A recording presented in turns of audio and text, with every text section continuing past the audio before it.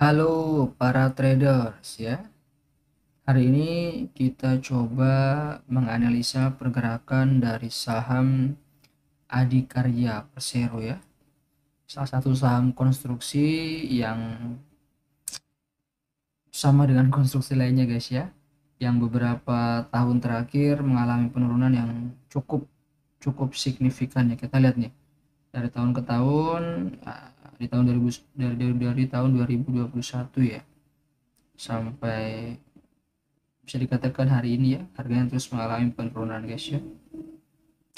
Oke, tak perlu berlama-lama, langsung kita coba lakukan analisa guys ya, apa yang bisa kita lakukan, apa yang bisa kita perbuat dari saham Adikarya ini ya.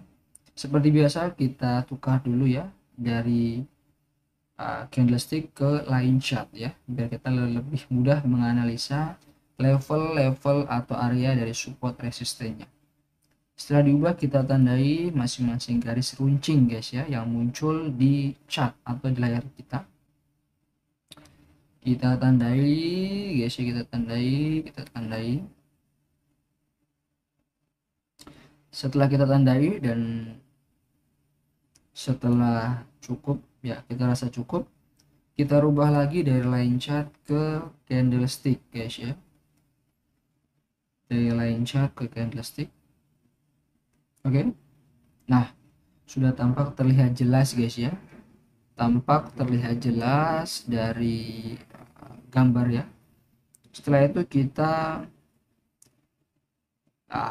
lebih jelaskan lagi guys ya, mana level-level dari support dan resisten, tempat dimana kita nanti akan melakukan area beli ya. Kita tandai dari masing-masing garis guys ya. Ini area support sudah kita tandakan, kemudian di atas ada area resisten ya, kita tandakan lagi guys ya. Kemudian oke, ini diabaikan saja. Oke, setelah itu kita pertebal dulu areanya ya, jadi biar teman-teman bisa lebih mudah dan memahami masing-masing area yang saya tandakan nantinya ya. Oke, nah setelah kita tandai seperti ini kan lebih jelas ya, lebih bagus kelihatan. Oke, kalau dilihat-lihat dari bentuknya, menurut teman-teman bentuk pola apa ini ya? Oke, tidak lain dan tidak bukan, ini adalah potensi membentuk pola double bottom guys ya, atau huruf W ya. Double bottom itu identik dengan huruf W teman-teman ya. Salah satu pola favorit yang cukup saya minati ya, saya selalu melakukan entry atau buy ya, atau transaksi beli di saham-saham yang memang membentuk pola-pola apa namanya double bottom ya, karena akurasinya dari pengalaman saya cukup powerful ya, dan terbilang profitable 70-80% lah akurasinya begitu ya. Ini adalah area yang kita tandakan. Oke, lalu kita pasang take profit pertama kita guys ya. Take profit pertama kita di area resisten terdekat ya. Take profit 1, oke, di area resisten terdekat kita 1 ya. Oke, nah seperti yang saya sampaikan tadi guys ya, gambar ini menunjukkan pola double bottom ya, apabila sesuai dengan skenario kita guys ya, apabila benar-benar membentuk pola double bottom yang valid dan berhasil breakout pada resisten atau take profit pertama yang kita tandakan, maka kemungkinan besar harga akan terus melaju ke area valid dari double bottom ya. Sekali lagi, kalau seandainya skenario atau pola double bottom ini benar-benar valid terjadi ya, maka kita bisa perlebar atau kita bisa panjangkan take profit kita ke take profit kedua ya.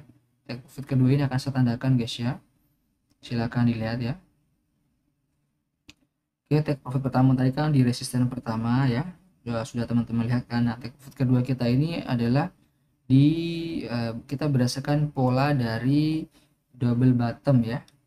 Oke, dari pola double bottom yang sudah valid, seandainya valid ya teman-teman ya, seandainya pola double bottom ini valid, nah maka take profit kedua kita oke ada di area atas ya, yang akan saya gariskan ini. Tunggu sebentar. Nah ini sudah jelas kan, seandainya pola double bottom ini valid ya, dan benar-benar valid ya, teman-teman bisa memperlebar lah ya, atau memanjangkan take profitnya di area take profit 2 sesuai dengan yang sudah saya tandakan ini ya. Oke, sekali lagi dengan catatan apabila pola double bottom valid ya, kalau tidak valid ya kita bisa ngambil taking profit terdekat di area take profit 1 gitu ya. Ciri-ciri dari double bottom itu ya apabila membentuk pola seperti huruf W ya teman-teman ya, dan harga tersebut itu berhasil breakout ya, berhasil breakout dari area take profit 1 yang kita tandakan ini ya. Seandainya harga tidak breakout ya, kita tidak perlu memanjangkan take profit kita ya, kita langsung taking profit tidak apa-apa. Sekali lagi, yang berhasil breakout adalah bodinya teman-teman ya, bukan shadownya, bukan garisnya ya, tetapi bodinya.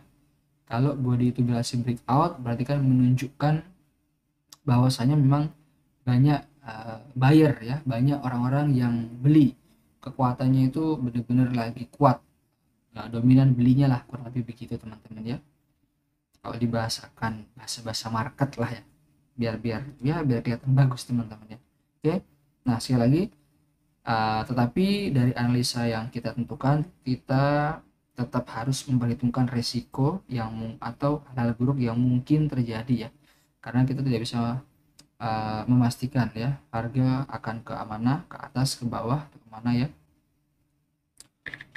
Sekali lagi apabila harga menembus area buy yang kita tandakan tadi ya, maka bisa dilakukan cut loss teman-teman ya.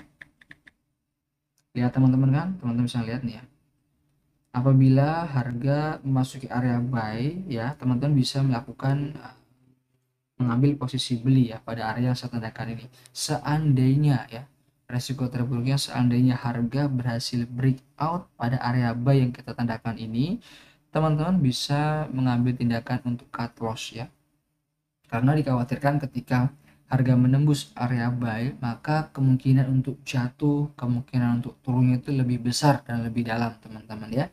Jadi kita cut loss di area di harga terdekat, lalu kita planningkan untuk beli atau transaksi di saham yang lainnya ya teman-teman ya, begitu, daripada kita menunggu berharap-harap dengan harapan yang tidak pasti ya, lebih baik kita cut loss dan kita beli di saham yang lainnya begitu. Secara teoritis menurut saya bagus ya teman-teman ya, artinya risk dan rewardnya ini bagus ya. Kalau kita kita beli di area atau di harga di kisaran 408 sampai 420 ya, teman-teman bisa pilih area itu. Kalau take profitnya ya take profit pertama di 506 sampai 516 ya. Ini risk and rewardnya ini 1:5 teman-teman ya, 1 berbanding 5 atau 1:6 ya, artinya ketika kita terkena stop loss atau kita melakukan cut loss ya kita hanya 1 ya, sementara kalau kita mendapatkan take profit atau basic profit itu artinya 6 kali lipat dari loss yang kita pasang atau loss yang kita tetapkan tadi begitu teman-teman ya. Itu adalah pola atau strategi trading yang ideal, money management yang ideal, karena risk and rewardnya itu minimal 1:1 ya, atau 1:2, bahkan lebih besar lebih bagus ya. Kebalik atau kurang ideal, kurang tepat apabila resikonya lebih besar dibanding taking profitnya. Misalkan resikonya 2, profitnya 1, itu menurut saya keliru kan begitu teman-teman ya. Oke, saya pikir analisa saya cukup ya teman-teman ya. Teman-teman bisa praktekkan atau bisa coret-coret di rumah ya, di tim viewernya di rumah ya, di saham Adikarya yang sudah saya lukiskan ini. Kalau teman-teman bingung, kurang paham dengan analisa saya, bisa komen di kolom komentar. Nanti saya coba jabarkan lagi ya, biar kita semua sama-sama paham dan kita bisa sama-sama jadi trader yang mandiri. Oke, salam profit.